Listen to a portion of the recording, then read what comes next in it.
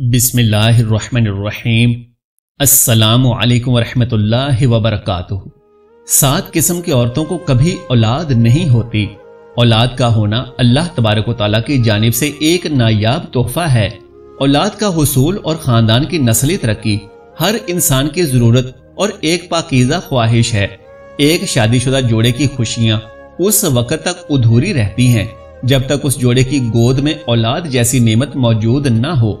बहैसियत मुसलमान ये हमारा ईमान और यकीन है कि अच्छी और नेक सौले औलाद अपने माँ बाप के लिए मगफिरत और बख्शिश का एक जरिया है।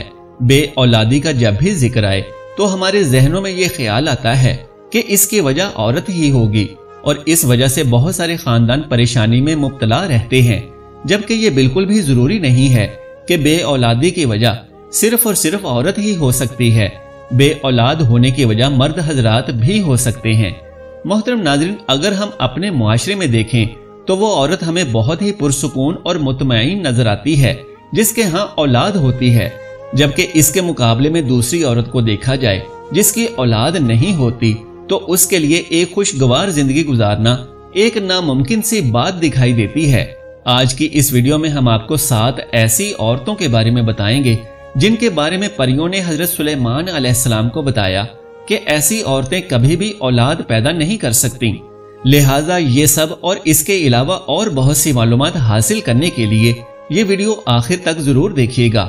नाज़रीन किराम, वाकया कुछ इस तरह से है कि एक दफा का जिक्र है कि हजरत सुलेमान अलैहिस्सलाम तख्त पर बैठे थे कि कुछ 5 औरतों की एक जमात उनके पास हाजिर हुई और उनसे सवालात करने लगी। उनसे पूछा कि ए हजरत सुलेमान अलैहिस्सलाम, हमें बताएं कि क्या वजह है कि हमारे यहाँ फर्जंद पैदा नहीं होते। जब औरतों ने हजरत सुलेमान अलैहिस्सलाम से यह सवाल किया तो हजरत सुलेमान अलैहिस्सलाम ने परियों से पूछा कि बताओ आखिर क्या वजह है कि इन औरतों के यहाँ औलाद पैदा नहीं होती। तो परियों ने बताया कि 7 तरह की औरतों को औलाद कभी भी नहीं होगी, जिसमें सबसे पहली औरत वो है जिसका रहम उभरा हुआ हो, यानी जिसकी बच्चेदानी उलट जाती है, जिसकी वजह से मादा जगह पर नहीं रहता और ऐसा होने की वजह से उसकी औलाद नहीं होती। इसकी निशानी ये भी बताई जाती है कि जब सोहबत की जाती है तो उस दौरान उस औरत के सर में दर्द होता है, लिहाजा ये भी एक निशानी है। दूसरी औरत वो है कि जिसके रहम में हवा भरी होती है, यानी उसका मुंह ऊपर से बंद हो और उसकी इलामत ये है कि जब भी सोहबत की जाती है तो जिस्म में दर्द होती है और उसका चेहरा भी उतर जाता है। तीसरी इलामत ऐसी औरतों की जिनको औलाद नहीं होती वो ये है कि उनके रहम में गोश्त ज्यादा होता है, जिसकी वजह से उनका मुंह बंद हो जाता है और आमतौर से ये शिकायत वजनी और मोटी औरतों में देखी जाती है। और इसकी इलामत ये बताई जाती है कि जब वो सोहबत करती हैं तो उसके बाद उनकी रीढ़ की हड्डी में दर्द होता है, इस वजह से वो औलाद पैदा नहीं कर सकती।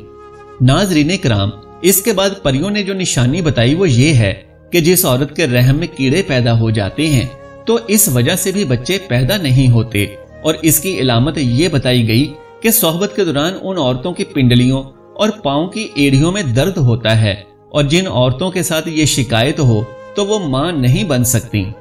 इसके बाद ये निशानी बताई गई कि कुछ औरतें ऐसी भी होती हैं कि जिनके रहम में गर्मी हद से ज्यादा होती है, खून मिलना बंद हो जाता है और मादा वहां ठहर नहीं पाता। नाज़रीन किराम, इसकी जो अलामत बताई गई वो ये है कि दिल में घबराहट होती है और ऐसी औरत को गशी के दौरे पड़ते हैं। लिहाजा जिन औरतों में ये इलामत हो तो उनमें भी औलाद का होना एक मुश्किल अमर दिखाई देता है। इसके बाद है रहम में सर्दी का ज्यादा हो जाना और ये भी औलाद से महरूम हो जाने की एक वजह बनता है। इसकी निशानी ये बताई गई है कि ऐसी औरत के सीने में दर्द रहता है और ये निशानियां उन परियों ने बताई हैं। आखिरी निशानी उन परियों की जानिब से इन औरतों की जो बताई गई जिनके यहाँ औलाद नहीं होती वो ये है कि उनमें अजीब जिन्नात तारी रहते हैं, असेब का साया रहता है और वो उसके अंदर बच्चा मार देते हैं। जो मादा के रहम में मुख्तलिफ चीजें होती हैं उनको खत्म कर देते हैं। नाजरीन, इनकी निशानी ये है कि उन्हें सोहबत करते हुए दर्द महसूस नहीं होता और ना ही सोहबत करते हुए उसे कोई लज्जत महसूस होती है। लिहाजा ये वो 7 किस्म की औरतें हैं जिनके बारे में हजरत सुलेमान अलैहिस्सलाम की बारगाह में حاضر ہونے والی ان عورتوں کو بتایا گیا ہے کہ آخر ان میں اولاد کیوں نہیں ہوتی ہے۔ ناظرین، صرف عورتوں ہی میں بانجھ پن نہیں ہوتا بلکہ مردوں میں بھی بانجھ پن ہوتا ہے۔ مردانہ بانجھ پن سے مراد مرد کی صحت کا کوئی بھی ایسا مسئلہ ہو سکتا ہے جو اس کی خاتون ساتھی کے حاملہ ہونے کے امکانات کو کم کرتا ہے۔ 100 میں سے 13 جوڑے غیر محفوظ جنسی تعلقات کے باوجود حاملہ نہیں ہو پاتے۔ مردوں اور عورتوں میں بانجھ پن کی بہت سی وجوہات ہو سکتی ہیں۔ بانجھ پن کے 1/3 سے زیادہ معاملات میں مسئلہ مرد کے ساتھ ہی ہوتا ہے۔ یہ اکثر مرد کے جراثیم کی کم پیداوار یا جراثیم کی ترسیل کے ساتھ مسائل کی وجہ سے ہوتا ہے۔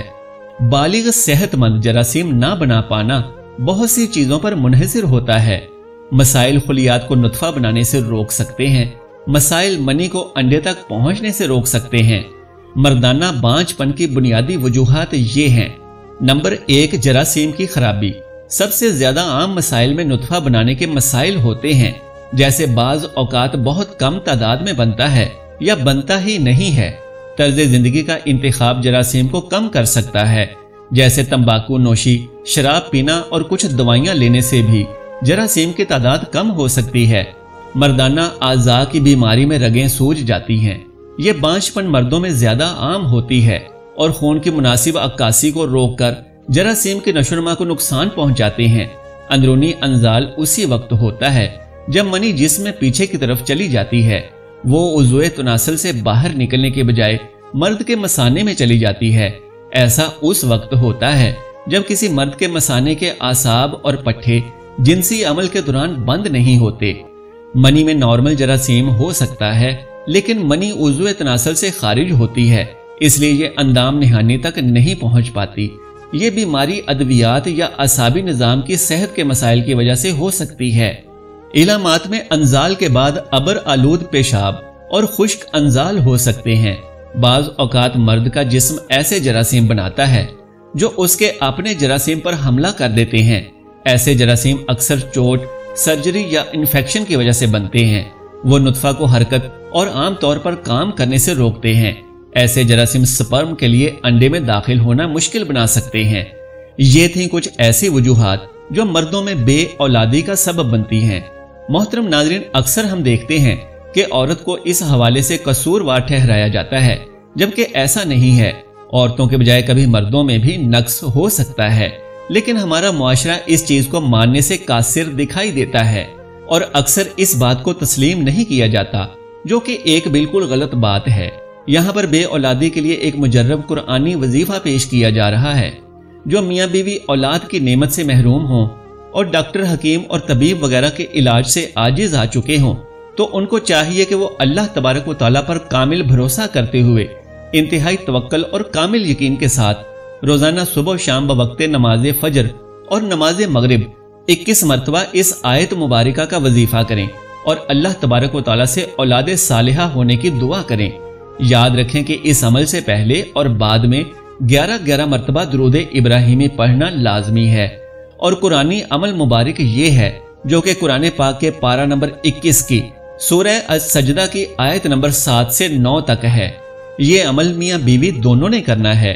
جان لیجئے کہ ان آیات مبارکہ کا ترجمہ یہ ہے: وہ ذات جس نے جو چیز بنائی موضوع ترین بنائی، اور انسان آدم علیہ السلام کی پیدائش کی ابتدا مٹی سے فرمائی، پھر اس کی نسل حقیر پانی کے نچوڑ مادہ حیات سے پیدا کی، پھر اس نسل کے اعضاء کو متناسب بنایا، اس میں اپنی طرف کی روح پھونکی اور تمہارے لیے کان، آنکھیں اور دل پیدا کیے۔ اس کے باوجود تم بہت ہی کم شکر ادا کرتے ہو۔ محترم ناظرین، اولاد کی خواہش پوری ہونے کے بعد حسب توفیق صدقہ و خیرات وغیرہ ضرور کریں۔ اللہ تبارک و تعالیٰ سے دعا ہے کہ تمام بے اولاد جوڑوں کو اپنی رحمت کاملہ سے لڑکے اور لڑکیاں نصیب فرمائے۔ نیکی کی بات کو سننے، سمجھنے اور اس پر عمل کرنے کی طاقت و توفیق مرحمت فرمائے۔ آمین یا رب العالمین۔ محترم ناظرین، درخواست ہے کہ اگر میری آج کی یہ معلوماتی ویڈیو آپ کو پسند آ جائے تو براہ کرم اس ویڈیو کو لائک اور شیئر کر دیجئے اور میرے اسلامی و اصلاحی چینل کو سبسکرائب کر لیجئے۔ جزاک اللہ خیرن کثیرا۔ اللہ ہم سب کا حامی و ناصر ہو۔